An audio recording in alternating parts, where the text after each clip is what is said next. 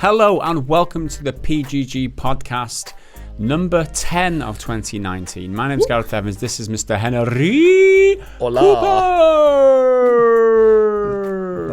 My boxing announcement. That's it. I feel like we should train you up for like an MMA fight or something and get you pitted against one of the Lehman brothers and do like a proper. But they're Australians. They're like tough. Be such they're a good cool. matchup. No, but Australians. You're as tall as them because they're pretty tall, right? Yeah, they're tall, but they're broad. I'm like skinny and chubby at the same time. Dude. I'll train you up. You'll be fine. You'll be fine. You won't take much head damage. just a little bit of brain trauma. Wow, might make your analysis a bit better. Oh, shit. He didn't say that. He fucking did. Welcome to the BGG podcast, everyone. So today we've got a lot to talk about. There's so much happened in a very short amount of days this week. We've had the new Google Stadia announcement. We're going to talk about that in depth in this podcast. We could only touch on it in the video in the week. We're also going to talk about the Epic Games Store and the monopoly that they're building, as well as we're going to, hopefully by the time we film the second part of this podcast, we'll have some reviews to talk about, a la Sekiro, Sekiro. And then after that, we're going to do Patreon questions, and then we're going to read some YouTube comments, which is always the most fun thing to do. And if any of you are not interested in Google Stadia or anything specifically, you can head down to the description of this video. We've got timestamps where you can just skip the shit and get to the meat and get to the bit that you like, essentially. Firstly, before we get started, thanks to everybody on Patreon, who support the channel, patreon.com/prettygoodgaming, because without you guys and your support each month, we wouldn't be able to bring you this awesome, reasonably high quality content. Pretty good, you could say. We wouldn't be able to bring it without you guys over on the Patreon. So thank you from the bottom of our hearts for everyone who does. And if you are interested in supporting the channel and the content that we bring, head over to patreon.com/prettygoodgaming. It really does make a difference. You think it doesn't? It definitely does. And in return, you will get certain perks, like you were able to discuss with us on Discord. What's the word? What's the disc word? Disc. You get the ability to Discord with us on Discord, right? Is that the right word? Is that the actual way? It is, isn't it?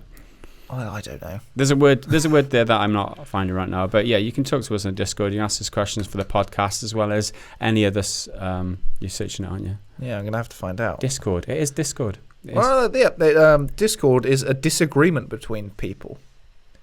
Is it really? So go on Discord and disagree with each other, but you'll have a healthy discussion.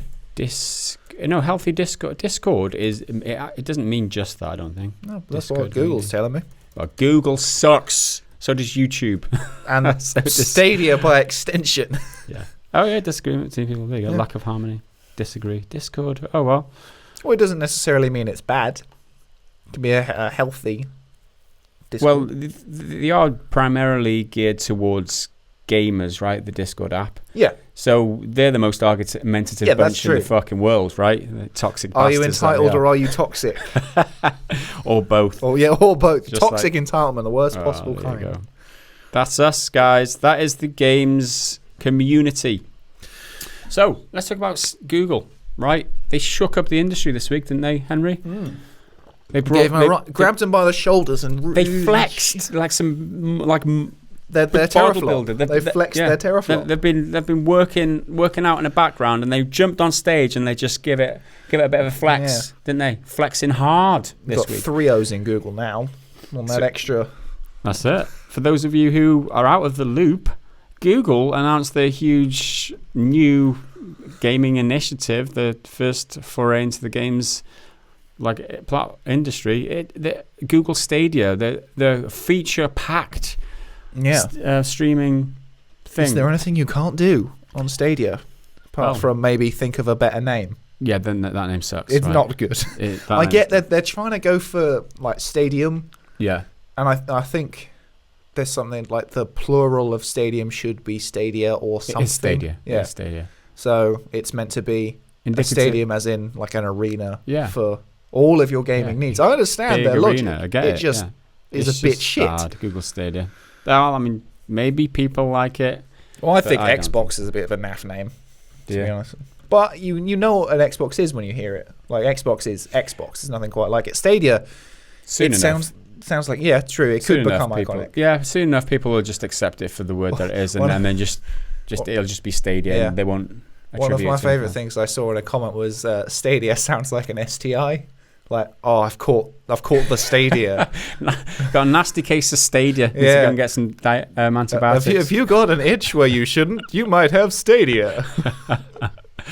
Well, yeah, some people are actually think about it in them terms. The reactions have been somewhat mixed. Some people saying, "We've seen this all before, don't you know? Don't you know about on live streaming won't work, latency, blah blah blah blah." Which I'm more kind of leaning towards that camp, to be sure. Yeah. However, there are a number of like fanboys already. Like, and there's one of the comments that I picked up on one of our video on this topic, is that the amount of Google fanboys, Google Stadia fanboys. You think in terms of Sony fanboys, Sony ponies, right, or Xbox fanboys, or Nintendrones, or whatever they call them, right?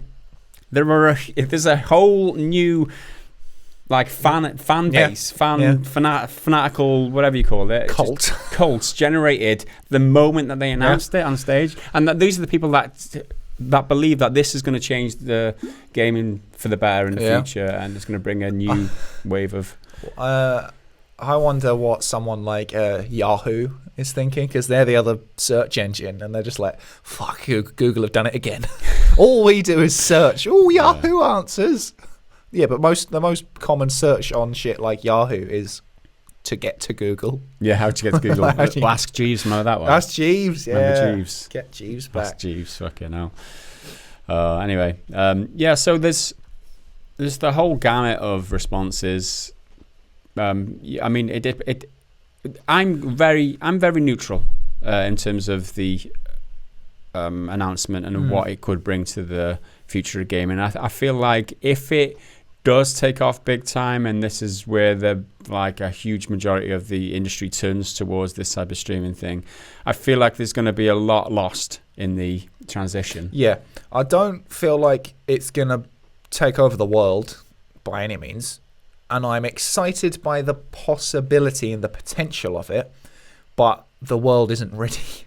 Yeah. The world isn't ready for what I've got. Yeah, let's talk about specifics, right? So we're talking about next gen now. We're talking about this kicking off the next generation of console. Oh, because they did say that it's coming this year.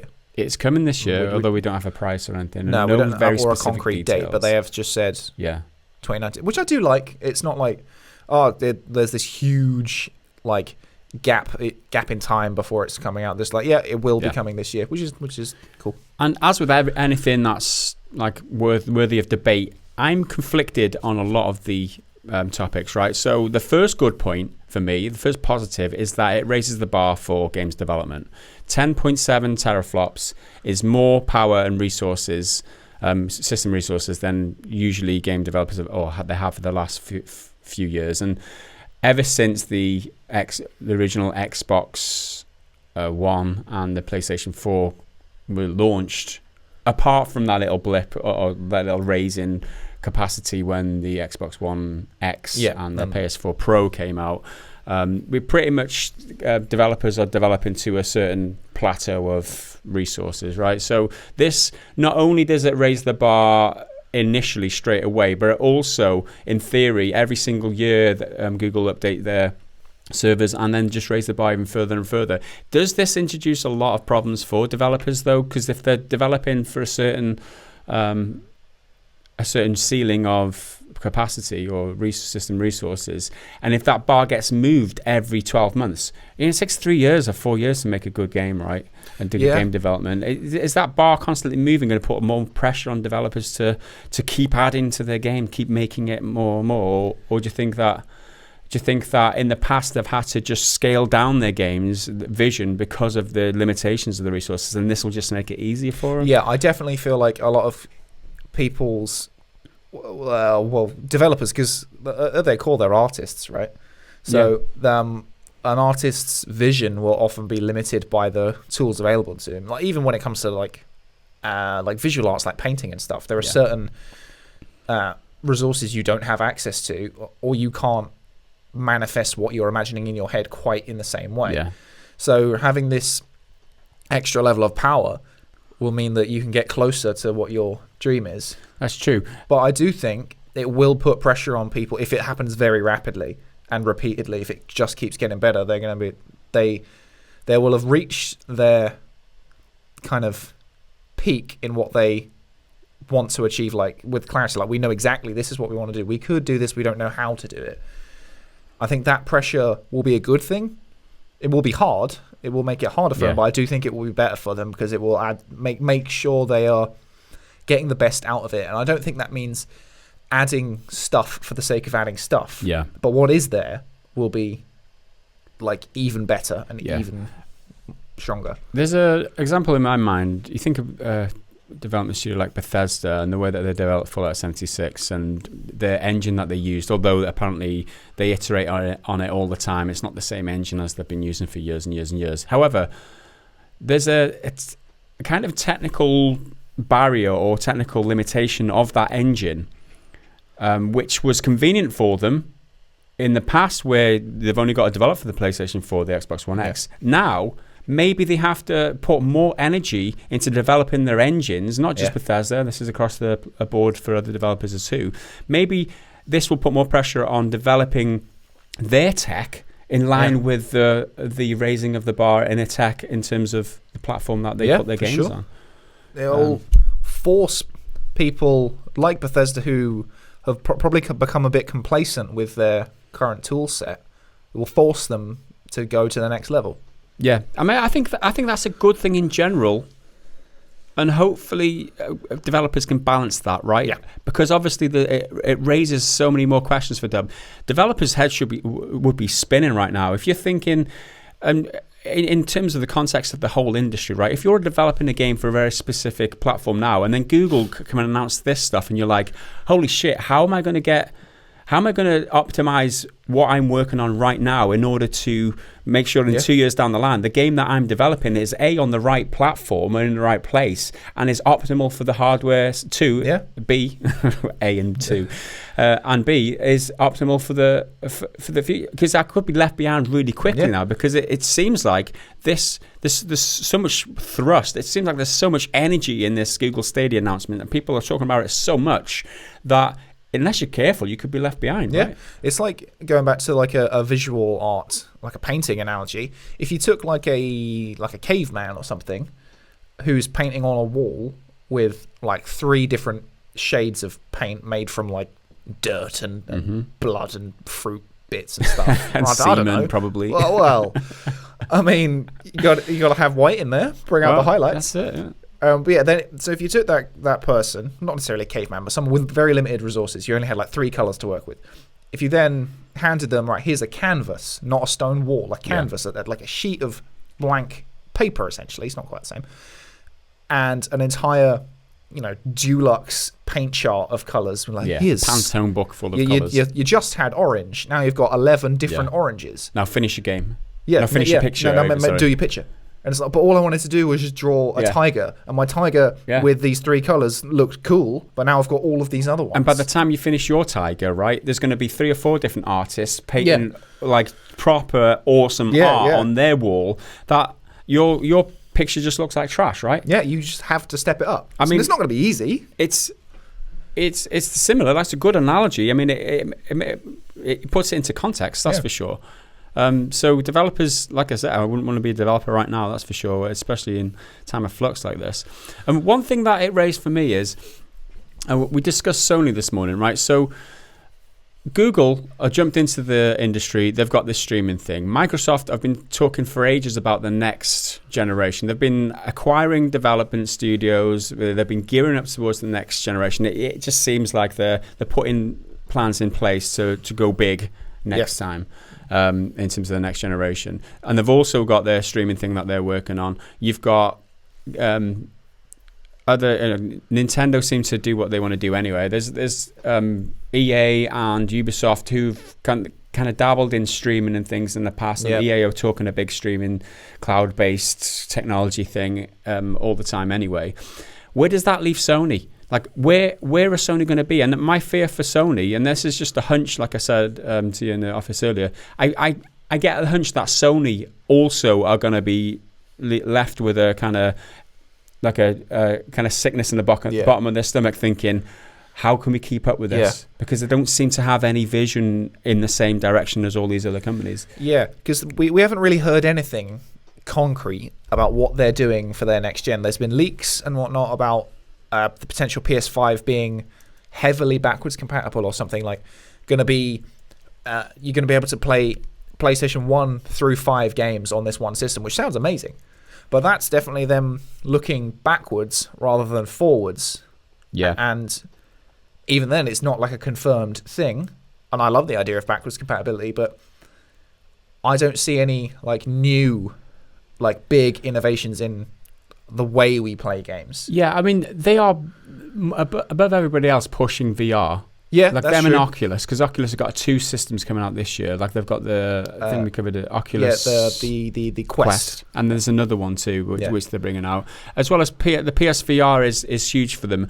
And this is my theory from earlier, where I think that the bigger and bigger this industry gets, with the more players coming in, like Google and other people, and wherever they land, there's just so much to the industry now that these companies are going to be more and more specialist in what they offer. And I feel like Sony, like the traditional console game with VR, they're best suited for that right now. They're doing it,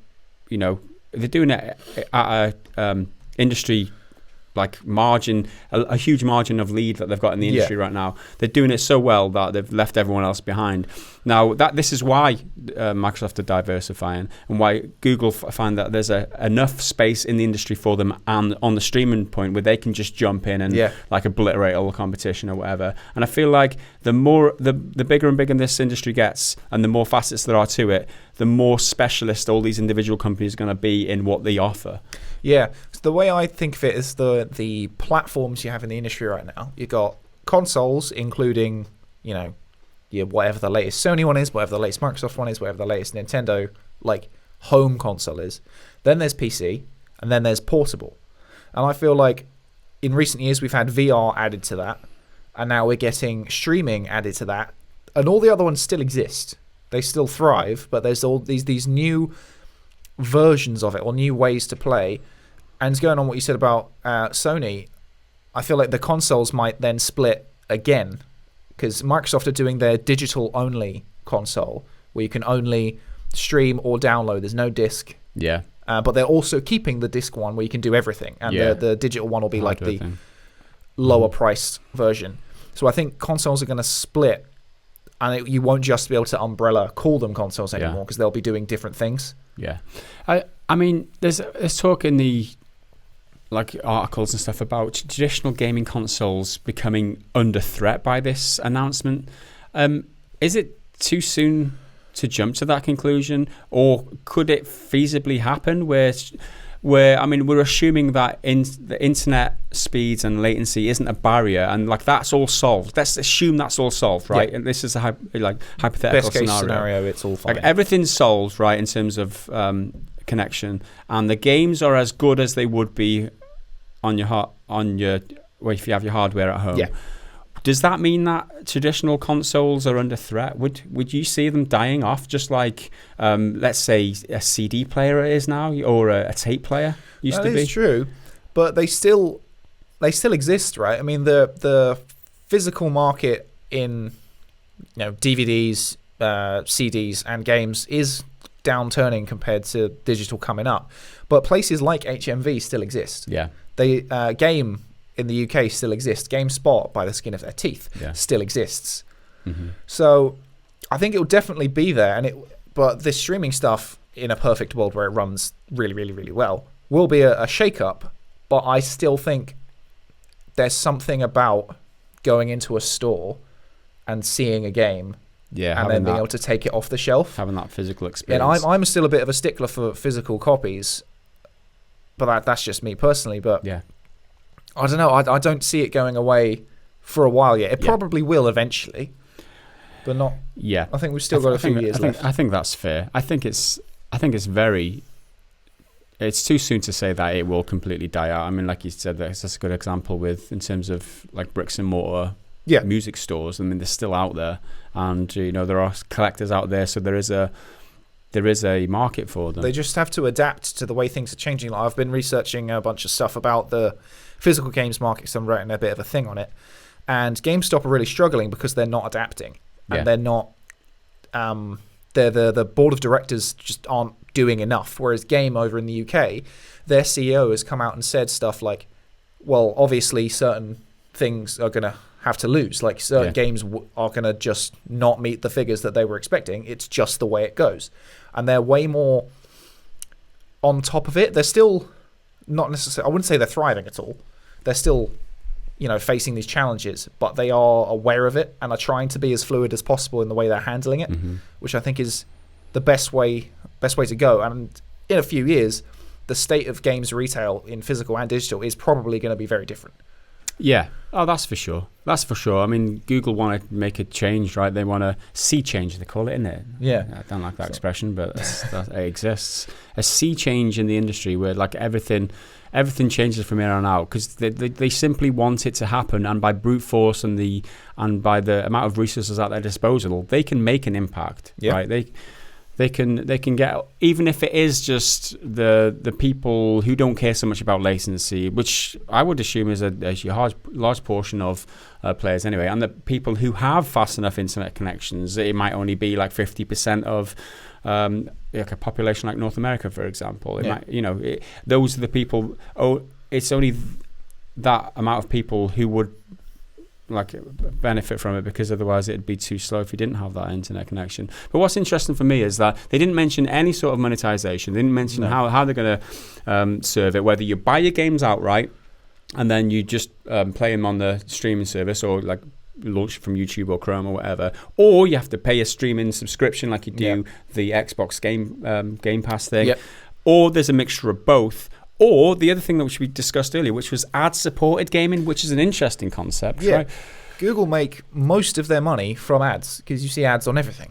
Yeah. So what they could do is very much like a lot of mobile games, is have the free light version where you'll be playing your game and you'll get served ads, be that like a banner ad or even actual video ads that take Stream a few ads, seconds, that you have to then skip, or just you're forced to endure.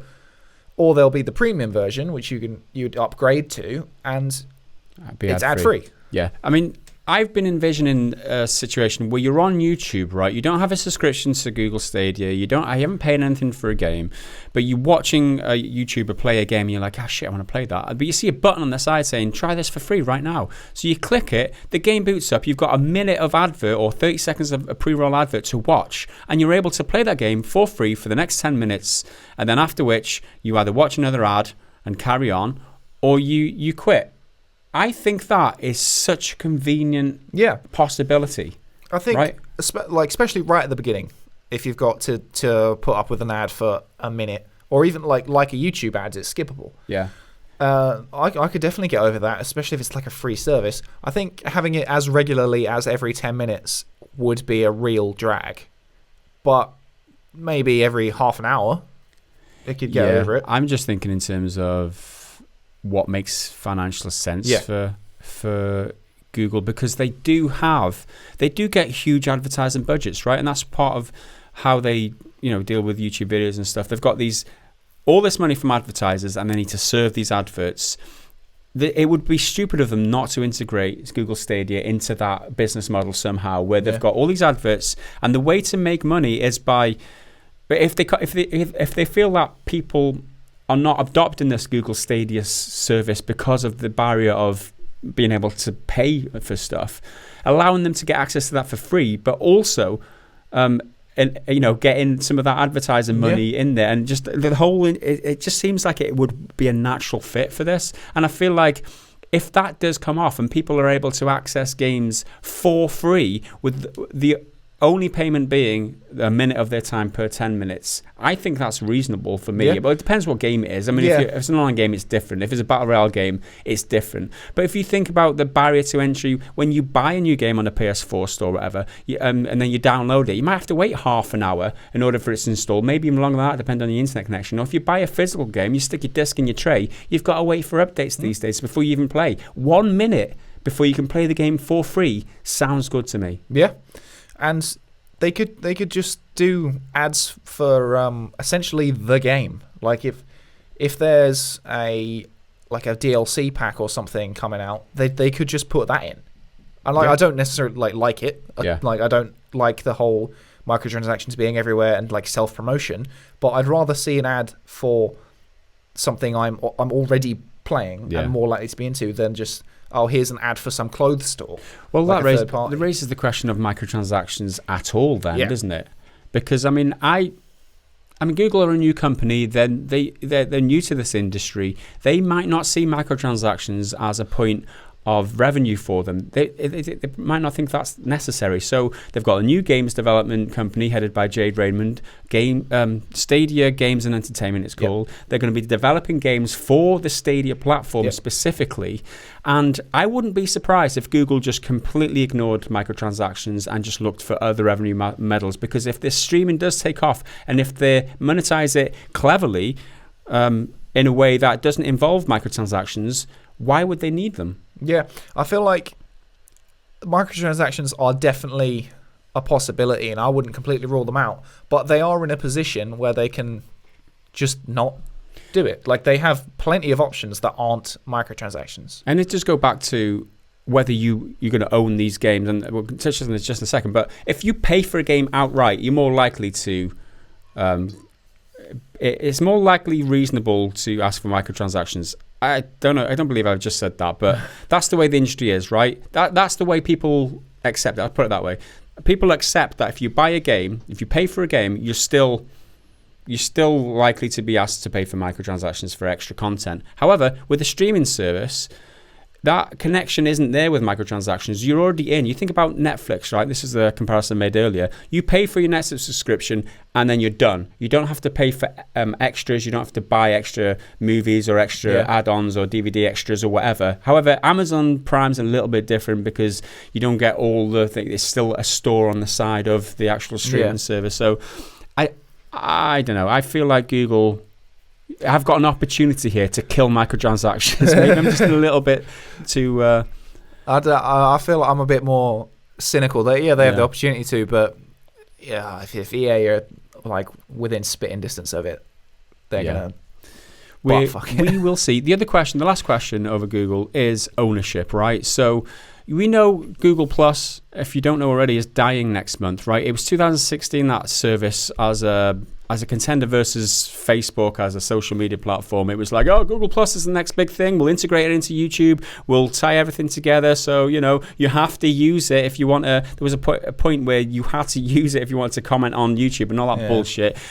It didn't work. Anyway, they're shutting that down. And that's kind of a pattern for them. They try new tech. They invest in new ideas, but then if it doesn't work, they'll just shut it down and not think twice. They'll just can it. If you're buying games on this service and you've built up a catalogue of games and they decide down the line that, fuck it, it's not working, we'll just shut it down, where the fuck does that leave you? That doesn't sound good, right? Exactly. So one of my problems with not just games as a service, but predominantly multiplayer games is that Call of Duty, for instance, when a new Call of Duty comes out, most of the player base moves on to that one, and the servers are pretty much dead on the previous one.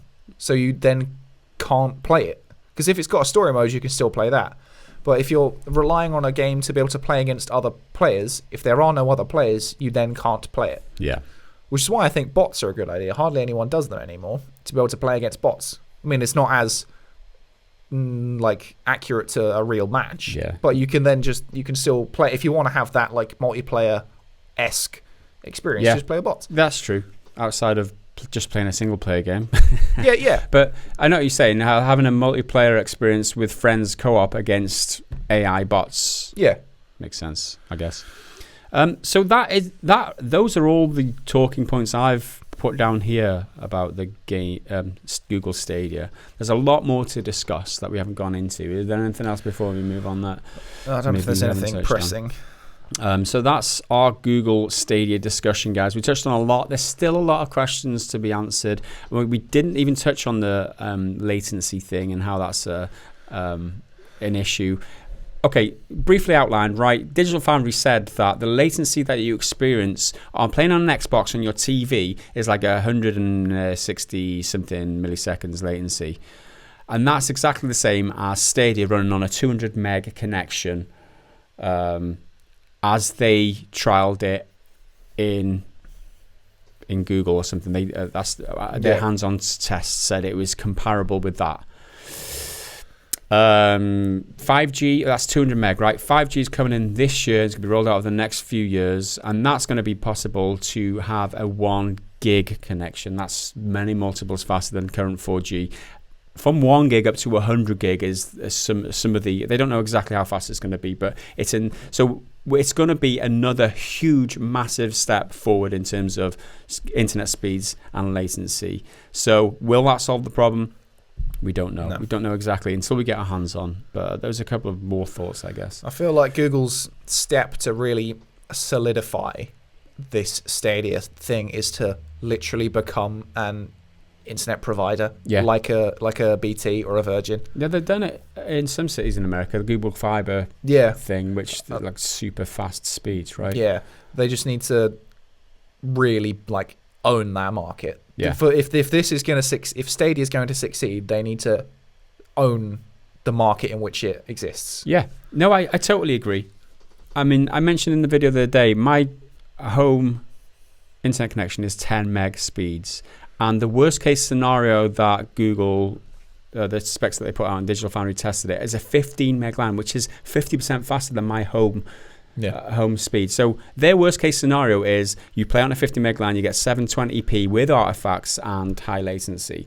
There's nowhere doable for me. It's just not playable. Here in the office, we've got a fiber line, and we waited years to get this fiber line. I've been waiting absolutely years, right? And this is 50 meg in speed, right? That is still 1/4 the speed that Google recommends that you use for Google Stadia, and that's with certain amount of latency that you're still like 166 milliseconds latency. That still isn't fast enough. What we've got here now, and we waited for years to get fiber in Wales, and this is ridiculous to think that like 5G is just going to flick a switch and everyone's going to be happy again, because it's also with mobile networks you've got bandwidth limitations in terms of you've got a monthly allowance of bandwidth and that. So how much is it going to cost? There's a lot of hurdles they've got to overcome to really nail this. It's just not there. I just see this, a lot of hype about it, and when it launches people get excited, and then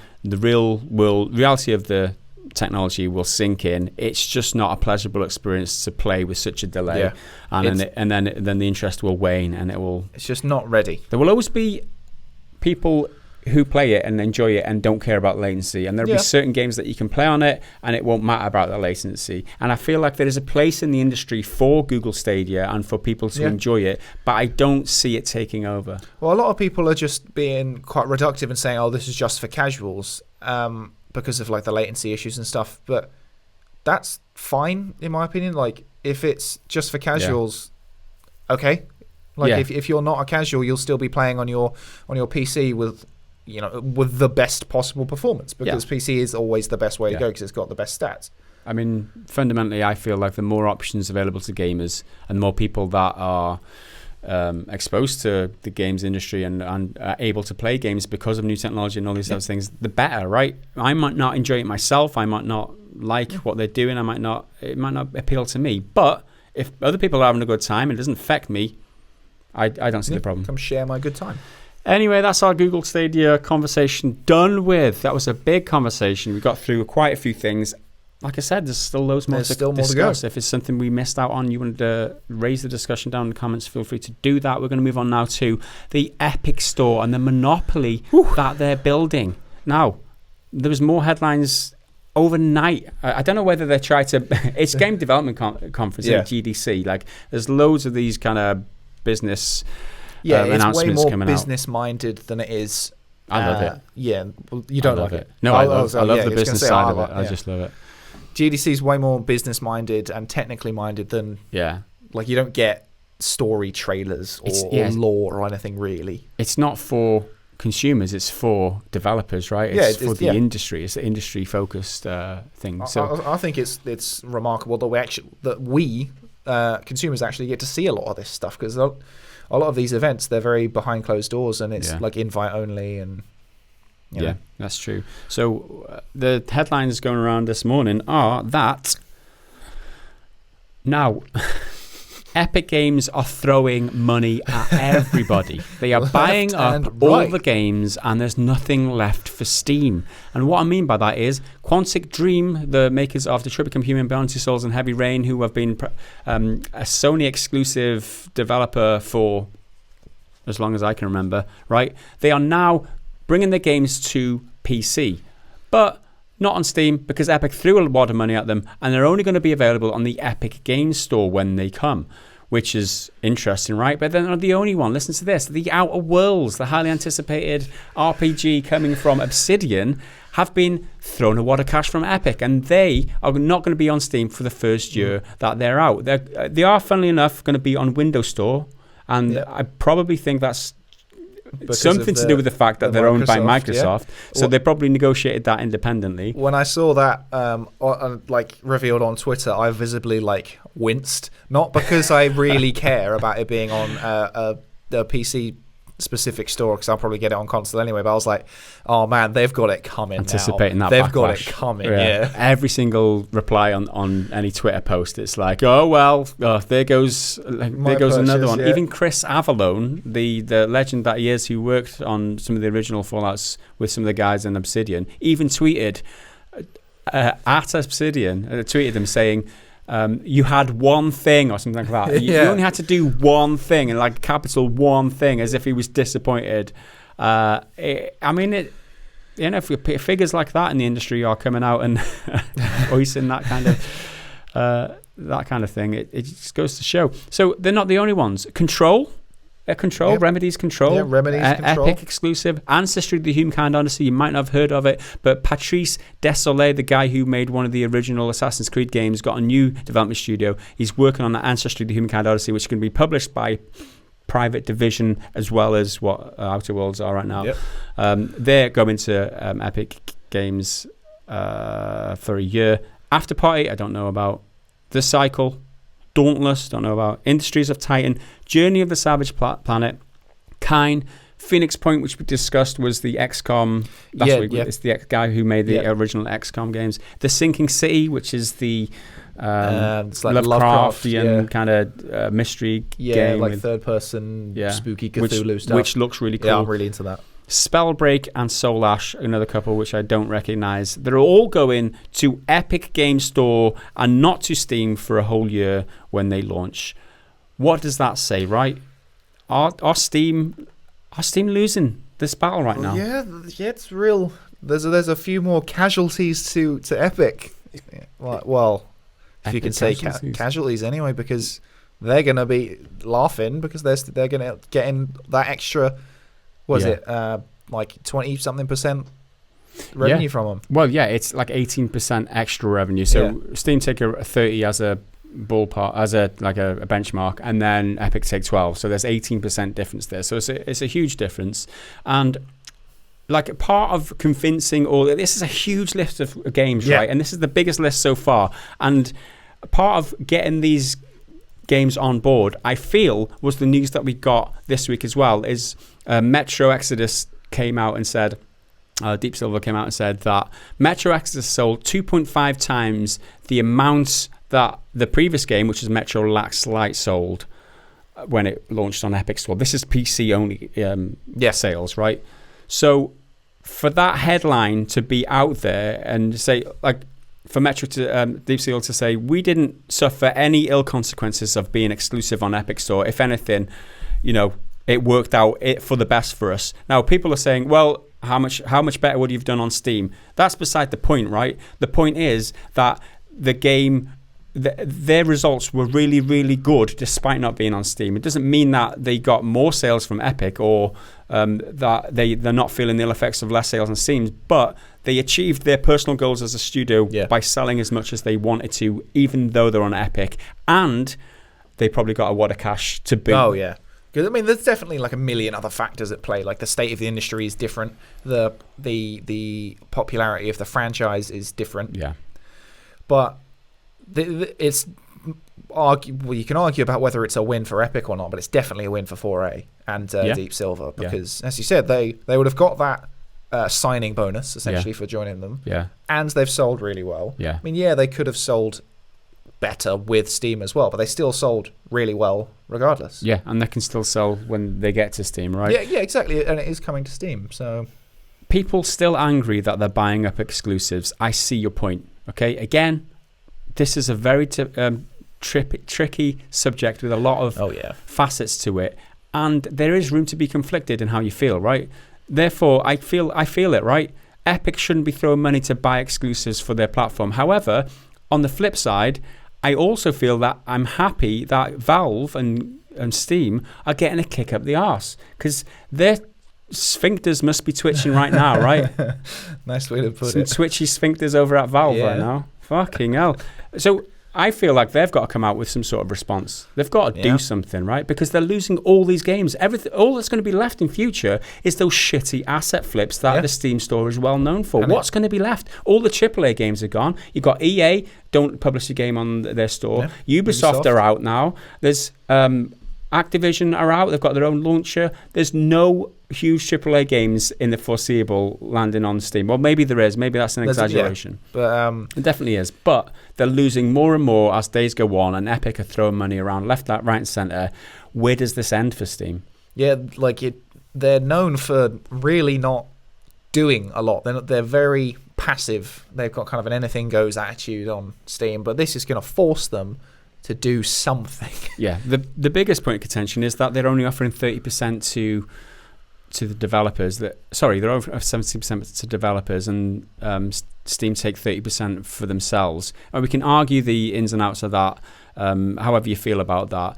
Steam offer a bigger client base, and they've got a better, more feature complete launcher or whatever. I mean, they're offering more than Epic currently are, although Epic are trying their best to catch up. But they've got to reconsider that 30%. Yeah. There are also like certain barriers. If you sell over 5 million or something, the percentage they take gets lowered or something like that. So that only ever applies to the biggest AAA. That was only ever an incentive for the biggest AAA games anyway, who've all deserted pretty much anyway. The biggest publishers have deserted them anyway. So they need better incentives to keep games coming to Steam and launch, because otherwise they'll just be left with old games a year late, or like the indie games that just want. I don't know. I feel like Steam have to come out with something soon. And Valve. With the Outer Worlds one, that's definitely a big one, because it's a brand new IP, and it's not made by Epic. It's made by Obsidian. Yes. So it is like disconnected, and lots of people are very, very excited for it. But that isn't completely exclusive to the Epic Store, right? Because it's coming to the Windows Store. So if people start throwing around that they have to buy it on Epic Store, and there's the legitimate concerns about data security and it not having important features like reviews or refunds or any of that, you can still get it on the Windows Store. Yeah, you've always got an option. You've got that option. So it's nowhere near as aggressive as with Metro Exodus, and that's obviously because Microsoft have their own store, so why wouldn't they stick it on there? But you've still got the option. So if you do feel so strongly against Epic, you can use the option the Windows Store. Yeah, the Windows Store is shit. Yeah, but it's there. It's interesting considering a developer like Obsidian, because they've gone through money problems in the past, and it's well documented that they were really struggling at one point, and then they tried to kickstart Pillars, and then eventually that took off huge style, and it propelled the company forward into the future in order to stay independent. Now, one of the reasons Fergus Urquhart stated, that's the CEO of Obsidian, in a recent interview with Game Informer, he said why he joined Microsoft, and so that is for financial security, right? And the biggest part of accepting a deal like this with Epic Store is that they get more money for it. Now, the Phoenix Point guy, I can't remember his name, but he said in an interview that the reason he accepted the Epic Games Store money to go exclusive with Epic Games Store is so that he knows for guaranteed the money that he gets from Epic Store will enable him to continue making content for 6 to 12 months or wherever it was. I can't remember exactly the date, but he knows that he can carry on trading as a business and pay his wages or whatever. There's security involved in that, right? Yeah. And who are we to decide that it's not right that those guys have got job security? I mean, I can never say that that was the wrong decision for them to make as a personal decision as a company like that, because if they've got job secure out of it, more power to them. Yeah, and getting more money doesn't always come down to greed. Like, you need more money because you've got more expenses, and like paying for entire teams of people. It takes a lot of people to make a game. Yeah, and it's a convenient accusations to throw out there that they're just greedy. That's why they're going with Epic. It's convenient for them, but I feel like sometimes, especially with these lower middle-sized developers, it's not about greed in the slightest. No. It's about survival. Yeah. Whereas it wouldn't be the same if it was something like a AAA game like EA or something. I mean, the money that they earn is above and beyond the point of breaking even by a long shot. But anyway, the other thing I want to talk about is that Tim Sweeney, the CEO of Epic Games, was talking in the GDC about their new grants system. Now, this is essentially Epic Games again throwing money at people, right? Yeah. And this is no strings attached money. And I'll read a quote out here. He says, "Thanks to Fortnite's financial success, we're launching an entirely new grant program. And the details of which are, developers can now apply for grants of between $5,000 and $500,000, but they don't necessarily have to be for games development, as with the later Unreal Dev grants. Epic will also consider film and television projects, enterprise and education initiatives, and even tools and open source development projects that benefit Unreal Engine 4 users." And this part's another quote from Tim Sweeney. "This is an expanded fund. It's a 5-year program that continues to provide no strings attached grant funding, meaning there are no commercial hooks back to Epic, meaning you don't have to put your game on our store, you don't have to commit to any deliverables, you submit for a grant, and if it seems worthy, we think there's a good chance of success and it's innovative, then we'll approve your grant and you can get the use of funds. You can use the funds how you choose." I think this is great PR. Whether or not they're doing it just for PR to try and get people to feel well about them, either way, if they're throwing money at people, no strings attached for their projects that they want to do, this is great, isn't it? Yeah. If it is genuinely no strings attached and there's no hidden things, this is amazing. You have to give them credit for this. And people might say that, they're not doing this out of the kindness of the heart, they're getting something out of it. Even if they are getting something out of it, they're still throwing money at these projects and these And it's not teams. just game development, which I think is a really interesting one. Yeah. It's essentially use of Unreal Engine doing anything. Like in filmmaking, you can make a film in Unreal Engine. You can make really interesting graphical things going on and all that. Education, all that. One of the benefits is going to be that the Unreal Engine gets more popular, gets more used. It's one of the most popular engines around at the moment anyway. It is owned by Epic, for those of you who haven't twigged that already. And I feel like he's saying specifically, thanks to Fortnite's financial success, we've made a shit ton of money off Fortnite, and we're not just paying it out to our shareholders. We're not just, paying it out to our CEOs in bonuses and shit like that. We're going to throw loads of money at trying to make our platform better. They've already announced the roadmap for the Epic Games Store. They've announced all these games that they're buying up exclusivity of to rival Steam, and then they're throwing all this money at this at these grant thing. However you feel about Epic, right? You can't say that this is a bad thing. And I mean, maybe you do have criticisms. Maybe I'm being naive here, and maybe I've missed something, but I would much rather them doing what they're doing as a whole in general with the money than just paying off Bobby Kotick $200 million or paying off shareholders or just trying to squeeze people for microtransactions and that being their main focus. Yeah. I mean, competition is always good in the industry. When did Steam ever throw money at some random? That is very true. I saw a thing. I think it was Tim Sweeney, but I'm not entirely sure, and I'm not entirely sure when he said it because I only saw the quote once and didn't research it because I'm an idiot. But he said it was something about addressing how bullish Epic have been when coming into their store. And he basically said, you don't get popular and you don't make waves by just bringing in a few new features. Yeah. You have we chose to do it aggressively because it would work. Yeah. And it will get our name out there and get us an install base, a share fast. of the market. Yeah. Instead, coming in slowly and we're just like Steam, but we haven't quite got this. Yeah. We're going to add this and this.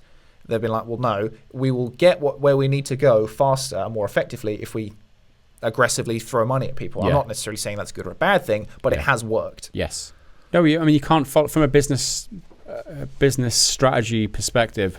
It's fucking worked. Yeah, for sure. It definitely has worked. You look at Metro Exodus selling 2.5 times. It goes to show they've got the player base there. They're making the sales on the Epic Store, and I think it's great that Epic are getting all this criticism, and I think it's still great that Valve and Steam get all this criticism. I think it's great that people are always raising grievances with these companies over the way that they're operating. Why? Because that's the only motivation that they've got for getting better. Like this roadmap that they've got for the next 6 to 12 months for the Epic Store, they're bringing in all the features that Steam have got pretty much carbon copy.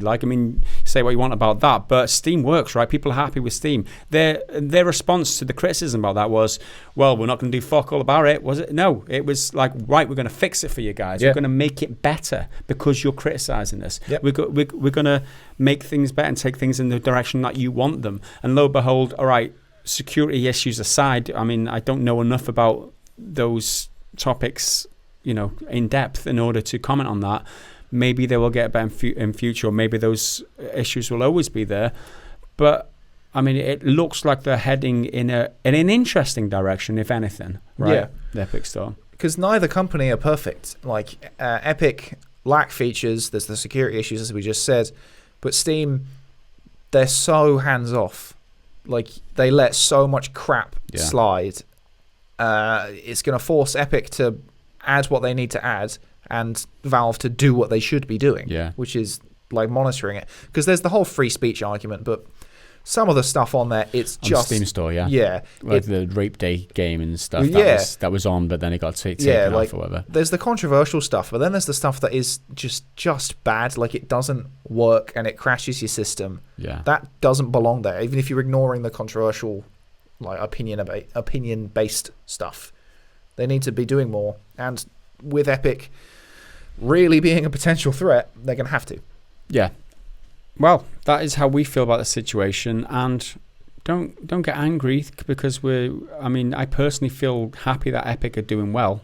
You can get angry as much as you want about that, but I've got my reasons, and like I said, I'm conflicted on certain things that they're doing. I don't like certain things that they're doing. It doesn't mean, fundamentally, I think that this competition in the PC marketplace is great for the industry and for consumers in the long run. It might not be so great now because you might not get your Steam features or whatever on Steam Store, but I think in the long run, it evens out for us and it gets better for us because of this competition. But that is just how I feel, guys. Don't get offended by that. Don't be disappointed by that, okay? Well, we're being paid. Why don't you just... We're being paid off by Epic. That's why. Oh, you shouldn't have fucking said that. Sorry, spoiled it. You've let the cat out of the bag. By the way, in all seriousness, Epic, if you've got a few £1,000s to throw away, we are just a struggling YouTube channel. I'll take a free copy of all Gears of War collectibles and whatnot from when you did the first 3. I'll take all of that. No, that was a joke, guys. I'm not shilling for Epic just to get my hand in the fucking money bag. But in terms of how you feel about the situation, I'm always interested in your points of view, and we pretty much read all the comments anyway. So if you've got anything to add or in conflict to what we say, please be nice and leave them down in the comments.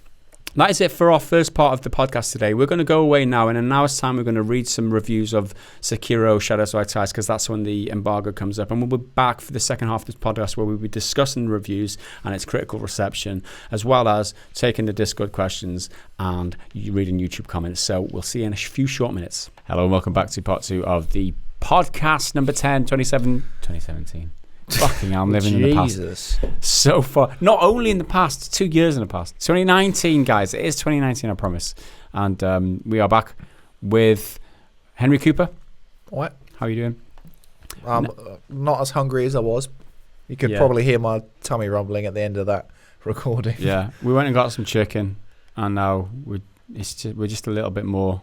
a little bit more greasy. I feel like I've got soporific. chicken bits under my nails. Yeah, that definitely happens. It was well worth it, though. Spicy chicken, man. You can't go wrong. Anyway, we are here to talk about Sekiro.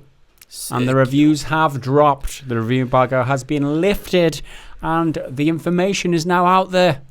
And we're going to make full use of that information and tell you about specifically that information. So let's get into it then. It has so far achieved only 10 critic reviews on Metacritic. However, it's 90% is the score. We had a little bit of a sweepstakes beforehand. You said 91. I said 87.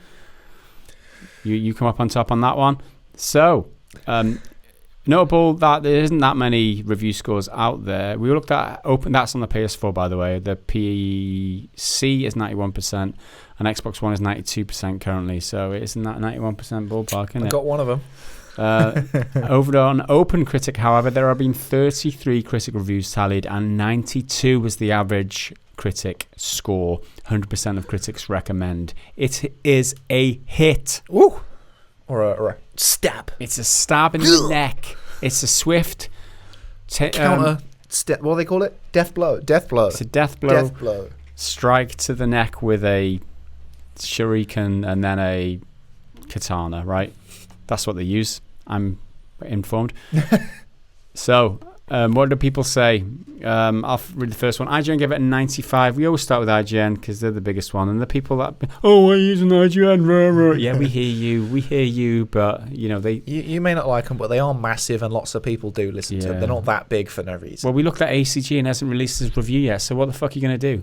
Anyway, untethered from the expectations that come with a Dark Souls or Bloodborne game, From Software was able to create a game that maintains the studio's unique identity while allowing them to explore interesting new mechanics and ways of telling the story. Sekiro is challenging, but fair. Everyone says that. It's like it's a hard game, but it's fair. It's like, what the fuck does that mean? What does it even mean that it's fair? You lose because it's your fault, and I'm like, I mean, I get that that's fair, but whose fault would it fucking be? I don't know. Bug, like kill you. Yeah, kill you by mistake. You kill you. I don't know. I'll carry on. A game with the goal of allowing the player to grow rather than the avatar. It blends mechanics and narrative in a way that is too rare in games today, allowing for a deep level of immersion that begs for just one more clash of blades, no matter how difficult the encounters get. Seeing each one to its bloody finish is well worth the trials it takes to get there. It's bloody finish. It's satisfying, is what they're saying. They're just saying it's a satisfying action game. Just say that. Just don't have to fucking flesh out. I know you're getting paid by the letter probably, but just say something that we can relate to you. Anyway. Well, I like to see it blends mechanics and narrative in a way that is too rare in games. Because I always like to see that if the mechanics inform the narrative and vice versa. Because it makes it like, this is why it's a game and not a movie. I quite like seeing that. But also, I don't like how little, I've said it before on here, how little story you get in the Dark Souls games and the Bloodborne. Bloodborne. Because... yeah, there's some there that you have to really dig for, but most of it you have to read online. And as I said before, I don't think that's a good way to tell a story. The story is there, and I'm not saying it's good or bad, but I don't think it's a good way to tell a story. Yeah, you have to go digging for it. And if the story is a bit more, not spoon-fed to you, but if there's story in the game that I don't have to like sit with a walkthrough next to me if I'm playing it. Yeah, that'd be better. Yeah, the best stories began before you got there, continue while you're there, and will continue after you leave. Those are the best. That was very insightful. They are. They're 100% the best stories. That's Game of Thrones all over. Yeah. Right? You jump in, and there's been years of lore beforehand. Mm-hmm. You're in the middle of something really important, and then afterwards, well, we don't know what happens afterwards. No spoilers. So, but I can assume that the world will continue with loads of stories afterwards. They're the best stories, not just like, oh, something happened before and you're dealing with what happened, or nothing happened before and or it all happened but you have to figure it out for yourself. It's like, come on now. This isn't how you tell stories. Anyway, that was a tangent. Let's go back to the reviews. Next one up is Game Informer. They haven't given a score, although I think it's 9 is the provisional score on Game Informer. This is Sekiro is a wild ride through narrative twists and shocking boss battles, and an amazing triumph or crushing defeat is only ever seconds away. Well, that's good to know. Again, narrative twists. At least that's actually a narrative event happening, unlike in the others where it's just like you kind of just exist. Yeah, I mean, mine are light. It's not even a spoiler at this point because people know what the story is. So if you're susceptible to spoilers, maybe skip forward a few minutes. But the story is your master's been captured. You need to go and save him.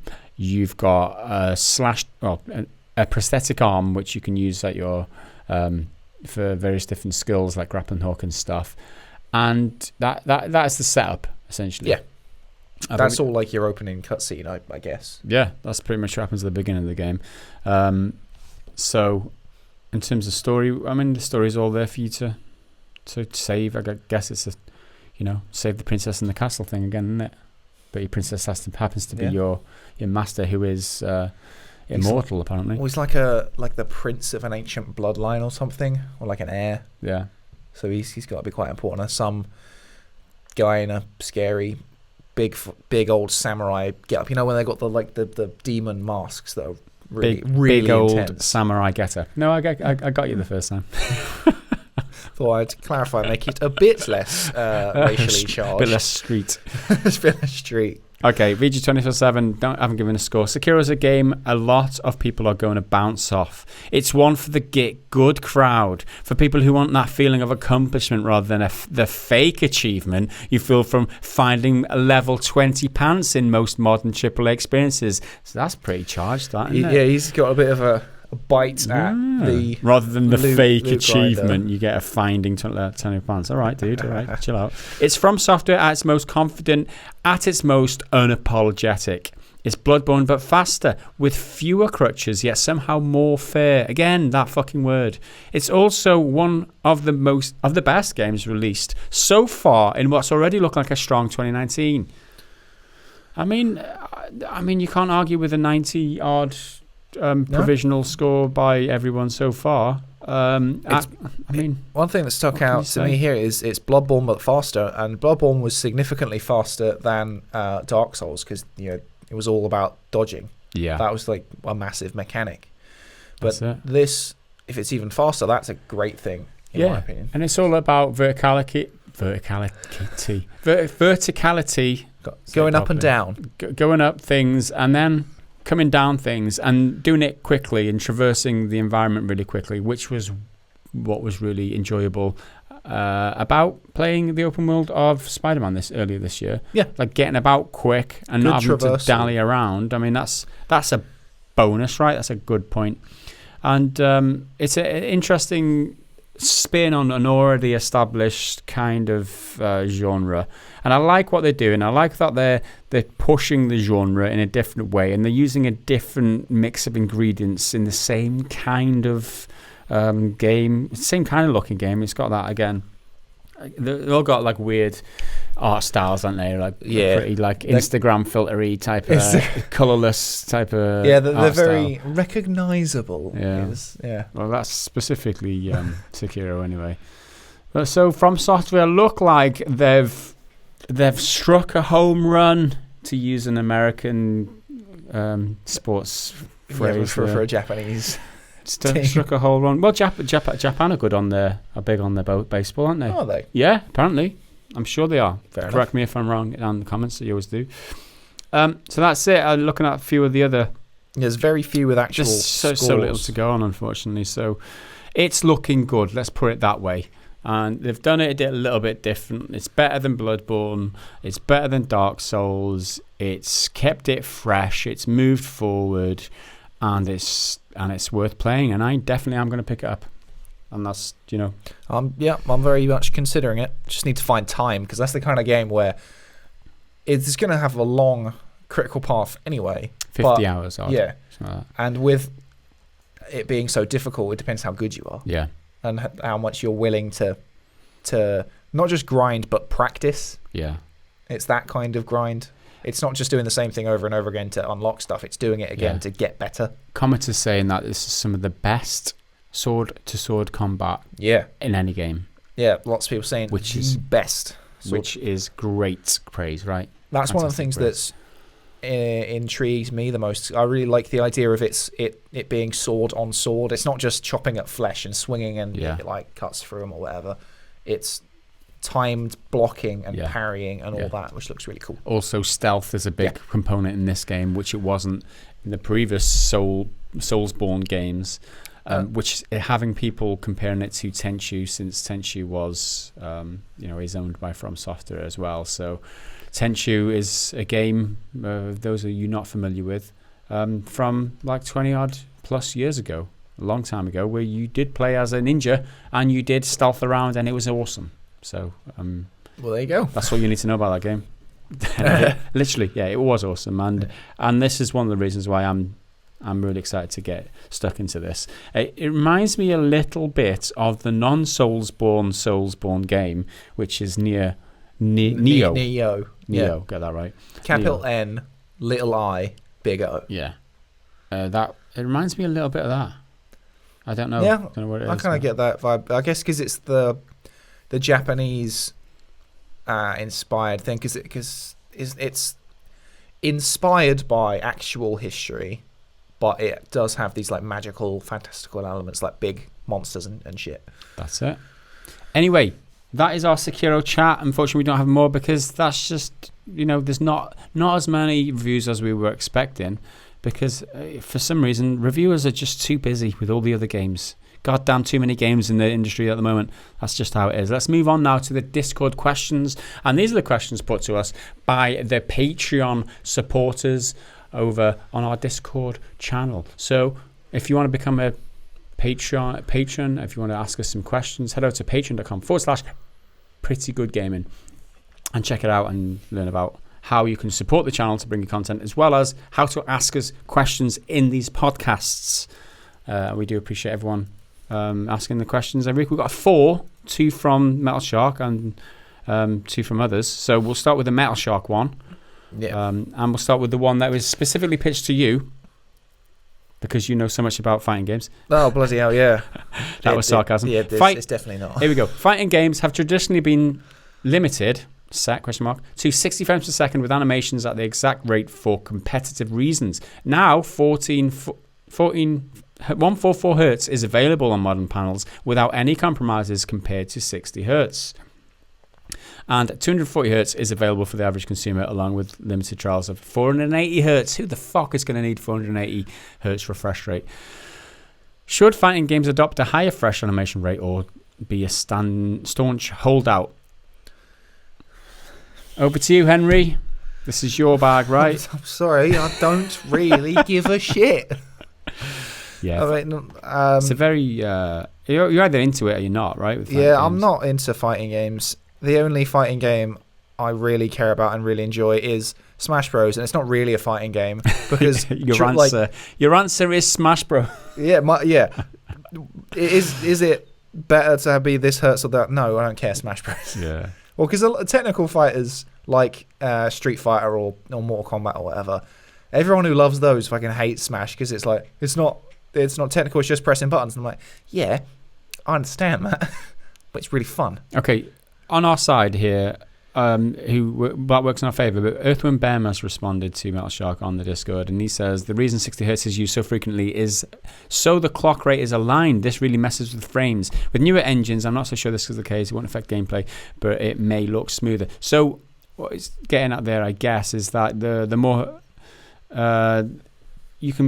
your character can move faster if you're moving at faster refresh rates. We saw this in a bug in Fallout 76. The reason why it was logged at 62 or 63 was the refresh rate, because if they increased it, their character moved really quick because the engine wasn't built in that way. They fixed it eventually anyway.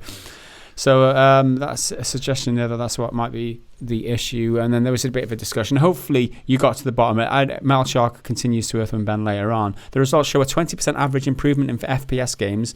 Things like kill-death ratios when moving from 144 to 240 hertz. So suggesting that the higher hertz really has a big effect on how your kill-death ratio in a game. Moving from 144 to 240 hertz, that is very surprising to me if that's true.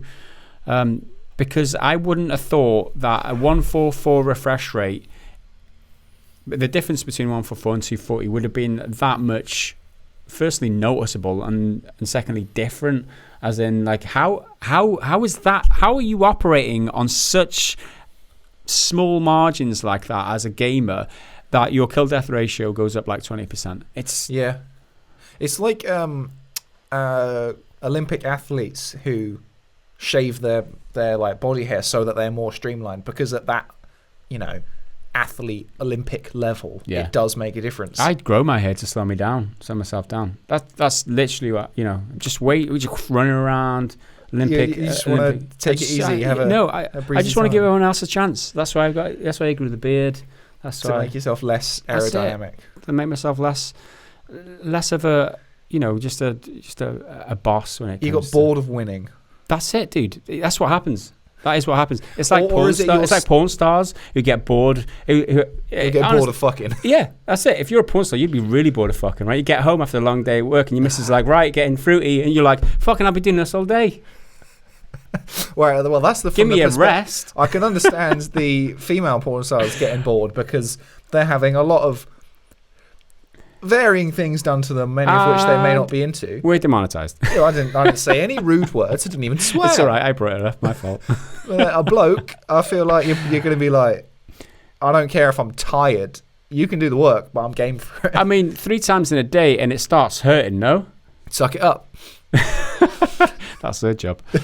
Right. I was hoping you'd. Let's move on quickly. Hopefully that was an entertaining, if not informative, answer to your question there, Metal Shark. We may not have talked about fighters, but we've talked about porn. Let's move on. Do you want to read the next one? Go on then. It's from Cloney99, I believe. Yeah, that's the one. With the recent trends in the AAA gaming industry, namely publishing games as a service with half the content in them heavily cut and reorganized, Anthem. I mean, easy pickings there.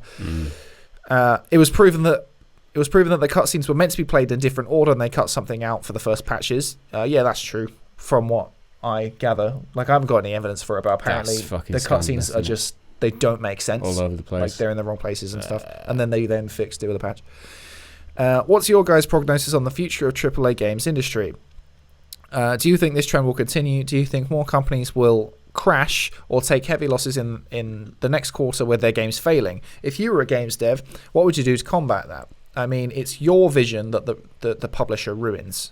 Right. Yeah. I mean, I get there's a lot to unpack here. The AAA games industry is a bit of a microcosm in itself in a way. Yeah. The AAA games are just completely different to what the regular games industry is. They're there to just milk as much money out of you as many ways as possible, really. Well, there's a lot of different types, right? Because a game like God of War, AAA in terms of budget, marketing, all that, is very different to a game like Anthem. That's true. In like approach and genre and all that.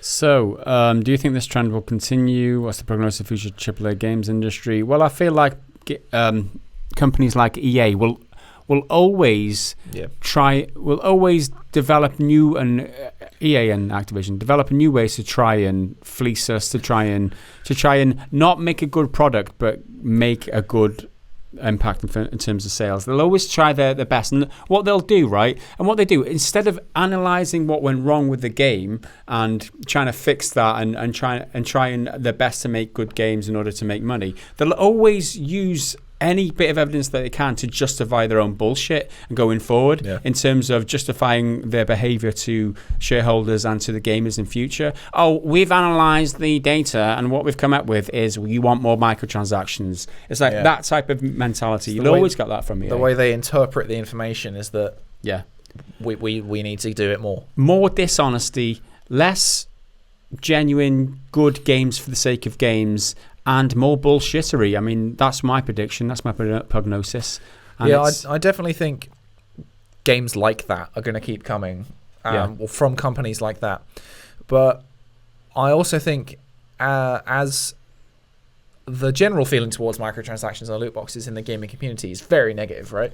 And then before long, those game fans will become game developers. Yeah. And because most game developers, one would assume, is a game fan gamer. With, yeah. So they're going to be much more reluctant to do that sort of stuff. I mean, obviously, it's not totally down to them. The publishers will force them to do it, and there'll be like contractual obligations and that sort of stuff. But I feel like this negative feeling towards microtransactions isn't going away. So I have hope. I have hope that the future of gaming is a microtransaction-free world. And the other part of the question, if you were a games dev, what would you do to combat that? I mean, you just got to stick by your principles and, you know.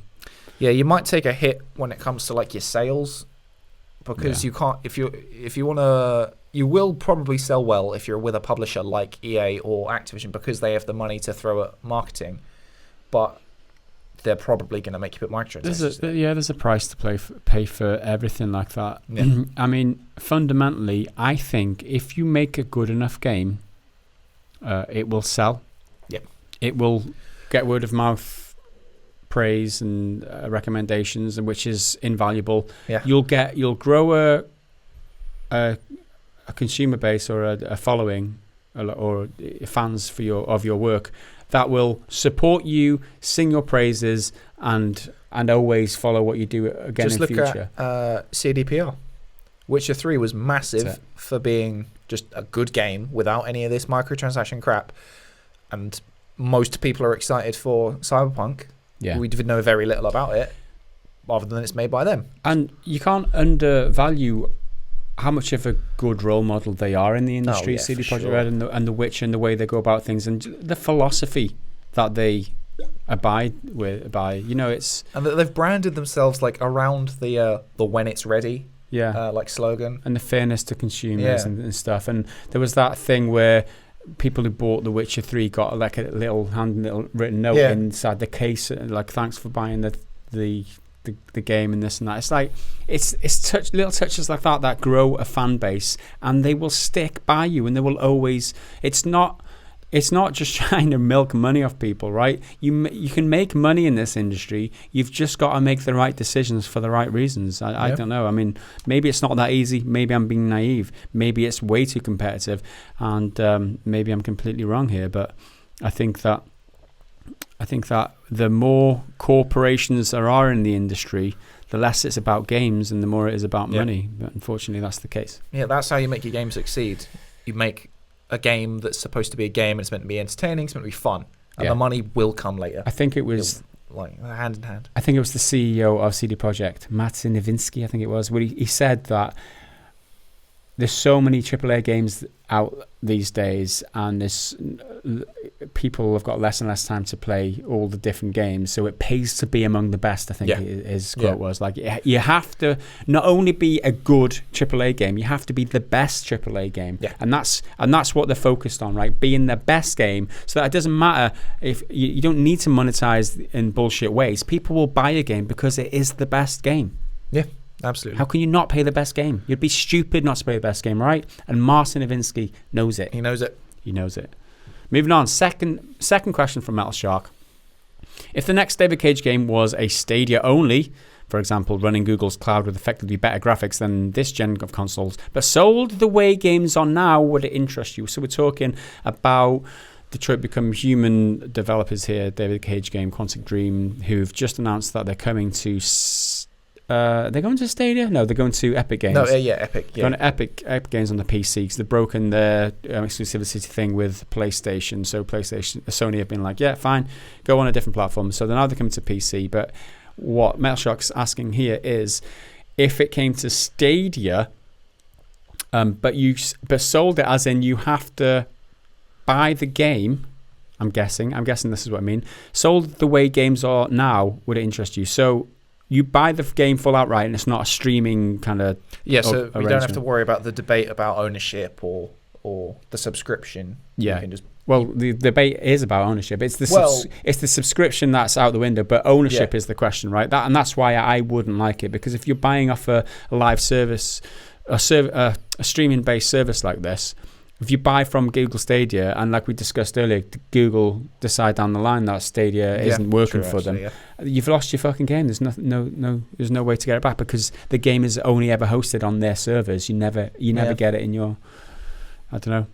I think hopefully that's what you mean by your question, Metal Shark.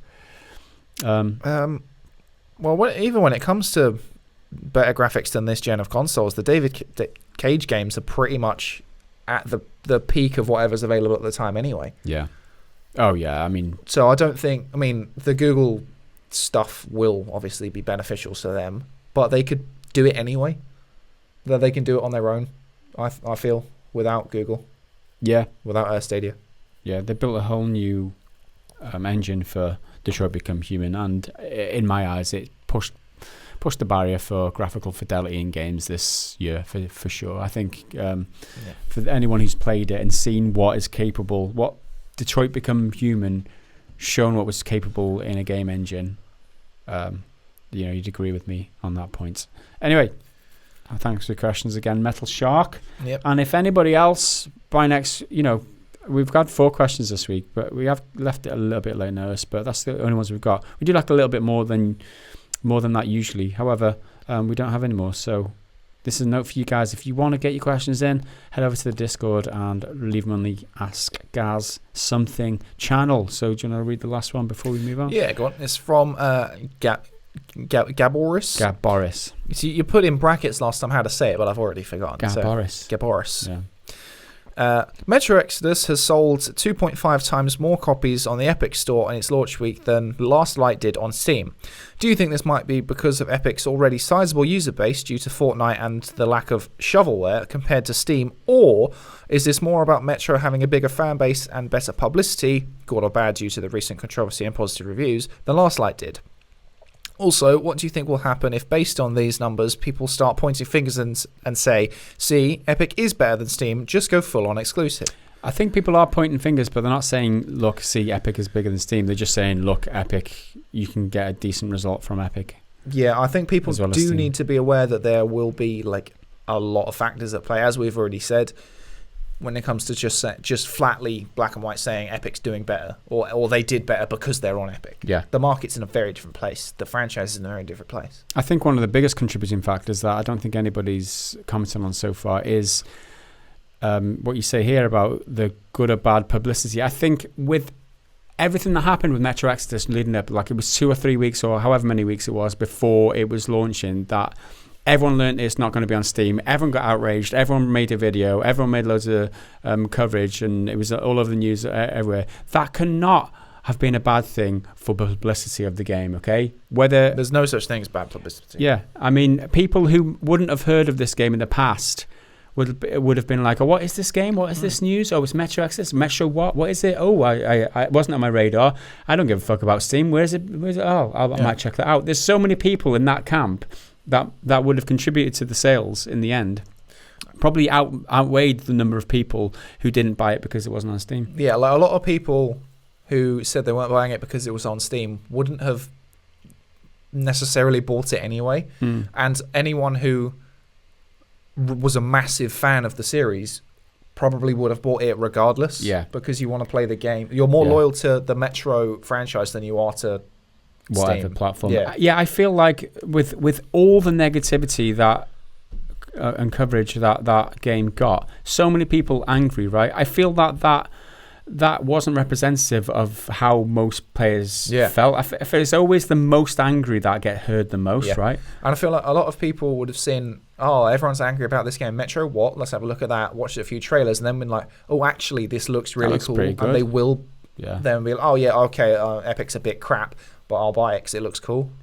I don't know. Yeah, those is our theories. I mean, obviously, there's more to it. I mean, the game is a lot better than the previous ones. It looks a lot better. It looks like a AAA game this time, and not just like a high-tier indie game like the other ones look like. And there's more to it. You know, it's just a beautiful game in a beautiful world. And you know, what can you say? It hit a lot of the right notes in marketing.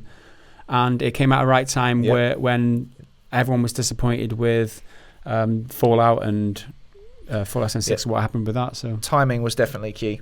But I like that you mentioned Epic's already sizable user base due to Fortnite, because I think a lot of people underestimate that, because Fortnite is enormous, and that's like you have to have Epic to play Fortnite. And maybe 98% of the people who buy these games don't go on YouTube and watch the negative videos, read the negative or post negative comments, go on Steam, read the outlets. I'm guessing it's around in that ballpark, between 90 and 98%, I'd say, of people who bought this game, or people who just don't get exposed to all the coverage and are just not into all the business side of stuff as much as we are. Yeah, they just want to play a game. Just like, oh, that's a decent game. Oh, I'm not, but what was it on Epic Store? I'm not into this. I might have to download that. So, I mean, a lot of people just don't give a shit. That's just how it is. There's just more people who don't give a shit than people who do, unfortunately. But that's it. Let's move on now to the final segment in today's podcast. This is the YouTube comments. I don't have many. No, I don't really have many. I've got like 2, I think, and I'm pretty sure they're both from the same video. Oh. Okay, I had... come on. Well, do you want me to go first? I got one ready to roll. This is on our Division video, which was a roundup where we said that physical sales were down, which is a key point to mention. Physical only and UK only, because a lot of people got very butthurt about that. But this guy says, "What game is worth buying these days? None. So I don't care about reviews." I'm like, what? What game is worth buying these days? No None. game. I feel like that. So you're either saying all games are bad, or you just steal all of your games. What he's saying is he's so depressed. It is like his whole life is just a horrible thing to be living. Right? He's got such a bad outlook on everything. Like there's not in this guy's mind, not a single game is worth buying these days because everything depresses him so much. It has such an effect. It says more about his psyche than it does about the games industry. And what game is worth buying these days? None. Okay, if you think all games are shit, fair enough. So I don't care about reviews. Why are you watching a video that's about that? That guy needs therapy, man. Like I do feel sorry for you, Peanut Pete. That's the only thing I get out of comments like that. It's like, oh, this whole thing, I'm quitting gaming. That's one of the good ones. Yeah. I'm quitting gaming. Okay, dude, just relax a little bit. Relax a little bit. Let's talk about this for a second. Take a deep breath. Okay? Do you want a hug? Yeah, man, I read it and I was just like, yeah. Okay. All right, see you later. Okay. I've got one here. I think... It was on the Google Stadia video, roundup video. If I can play Metal Gear Solid 4, my Snake would be solid, says John Dark. Living up to his name there, pretty dark. I'm on to... He's getting... Metal Gear... I don't know why any Metal Gear thing with a pun about him being called Solid Snake, which is no accident. Hideo Kojima's a fucking weird guy. Like... The hero of Metal Gear Solid is Solid Snake. The villain is Liquid Snake. That doesn't happen by accident. I've got one more comment, right? And this is a pretty good one. This is actually very, very apt because this user is called Solid_Snake. I didn't realize that until this very second, so it's brilliant. Okay, and this is quite a balanced outlook in my eyes, and I think that's why I want to read this out, because there's a conflict in each of us, right? The tech guy in me is excited to see how this turns out and evolves, but the old school gamer and collector in me couldn't care less. He's talking about the streaming platform again, and I think that hits home with a lot of people. I feel like a lot of the people out there reacting to this are like, it looks exciting and I'm really excited, but at the same time, I don't want it. Yeah. I don't want that. I love what I used to have, and I love owning my games, and I love not playing laggy games, but at the same time, I really like it, but I don't really like it, and it's good, but it's bad, and it's that kind of conflict in all of us that it's like, well, just show us what it's like so we can make our fucking final decision up. Like, let me get my hands on it so I can see what it's like for definite. That's literally what it's going to come down to, is when I feel like my thumb moving a analog stick and being able to watch it move, that will be how I decide, like, oh, that's good enough, or bad, too bad. That's it. That's the only way we're going to decide it eventually. And I think that it's a good comment, that, because it kind of illustrates it does put both sides of it, really. Yeah. Do we have any more, Henry? Yeah, so I got another one from the Division video from KCK. And this just made me laugh. Gotta love those clickbaiting titles. And as soon as I see anyone calling out clickbait, it just makes me laugh. It's like they don't know. They don't know where they are. Like, this is YouTube. Do you think you were on Netflix? It's a headline. The like newspapers use headlines. That's what it is. Oh bloody hell! My phone's just locked. Clickbait. Okay. Physical sales are down across every platform that has a digital distribution format.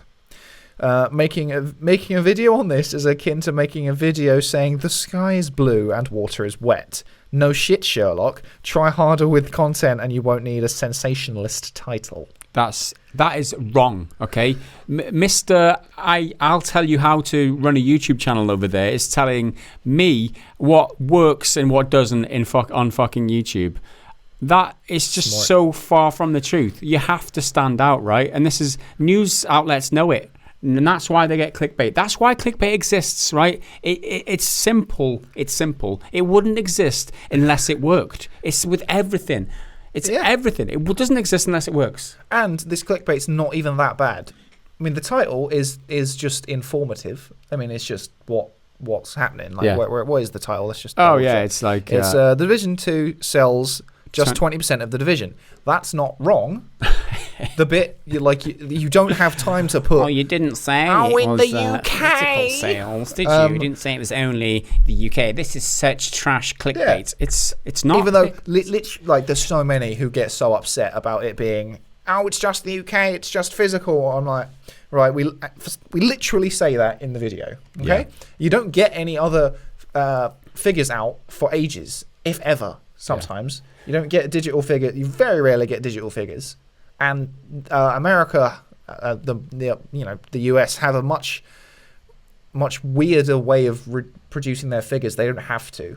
I think that there's for some reason the UK has to. I can't remember. I don't know why, but the point that sticks with me, right, is in our video we cover everything, right? We lay it all out. We're not hiding any of the information, right?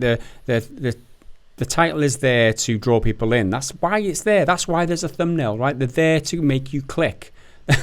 If you weren't trying to bait people into clicking, you're doing your fucking job wrong, right? And that's how the internet works. That's how the internet works. So long as advertisers are paying money and you're not selling a product, that's how you have to survive.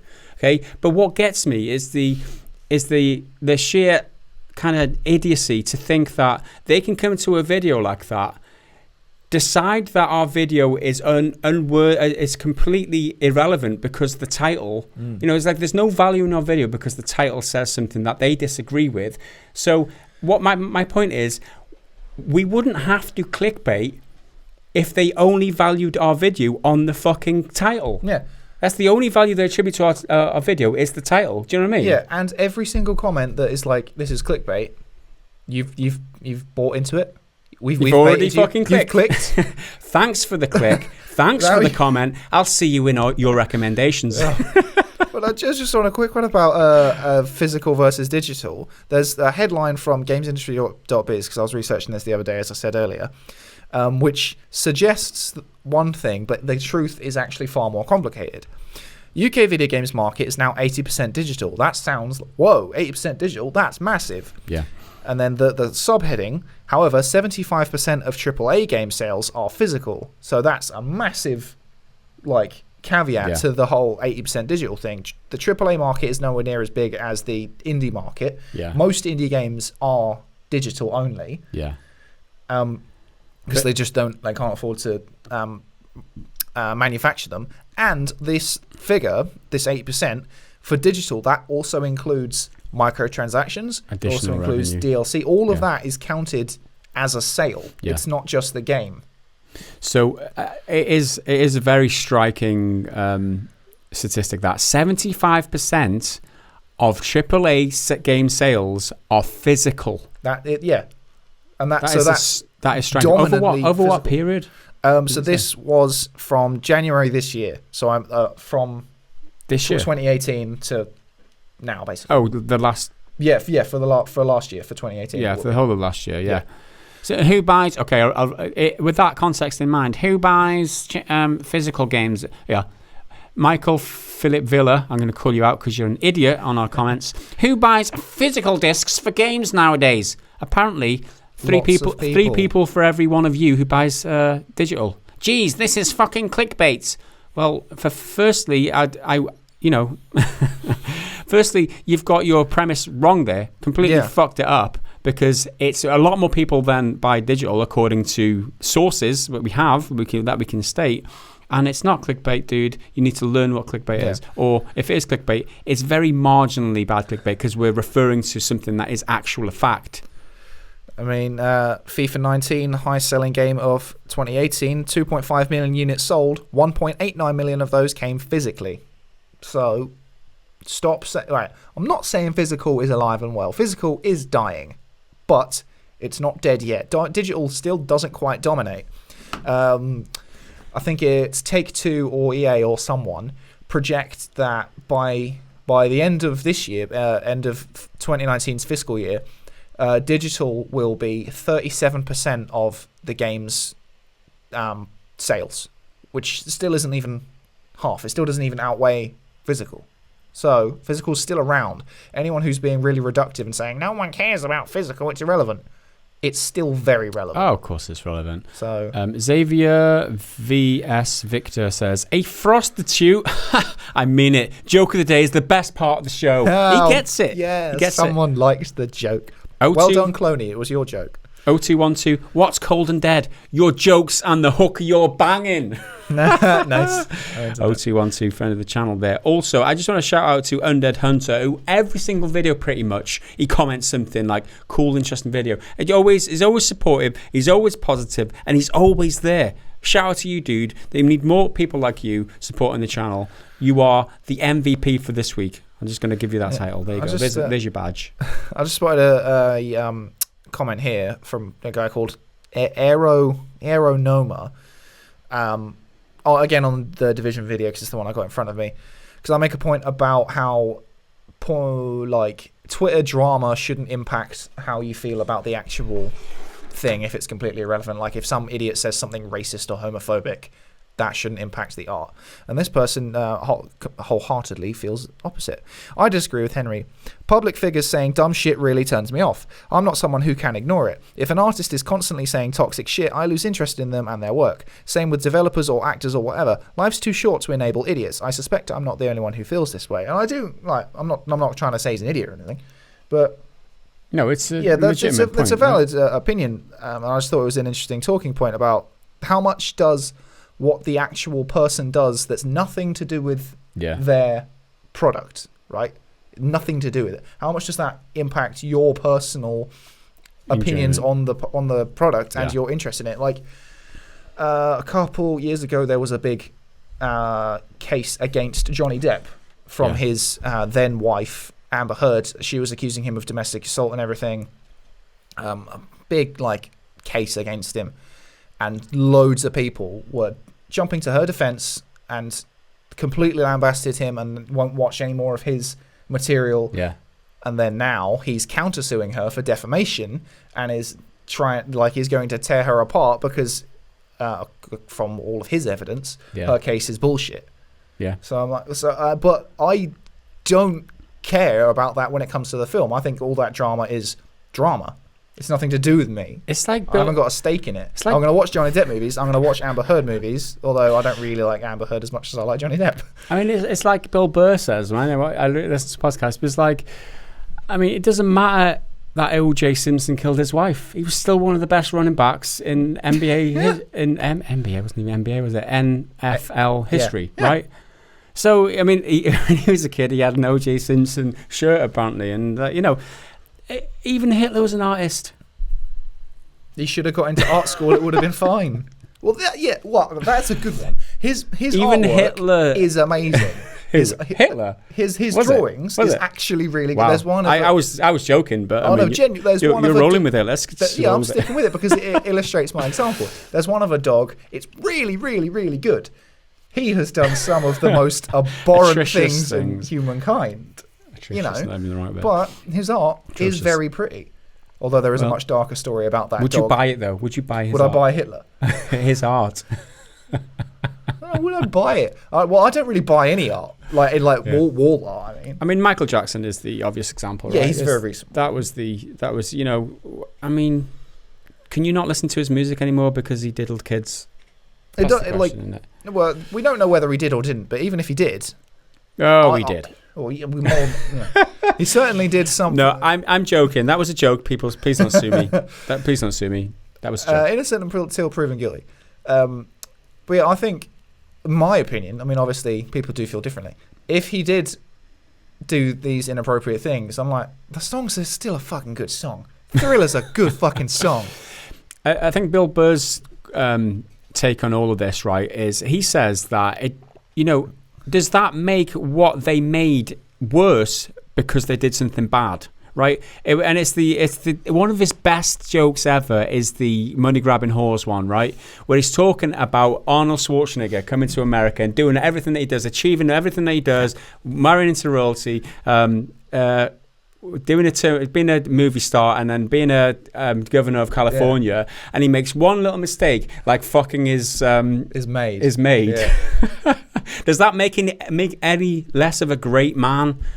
Yeah, it's a joke, but he's raising the point, right? It doesn't make what he's achieved any less great. Adultery, no good.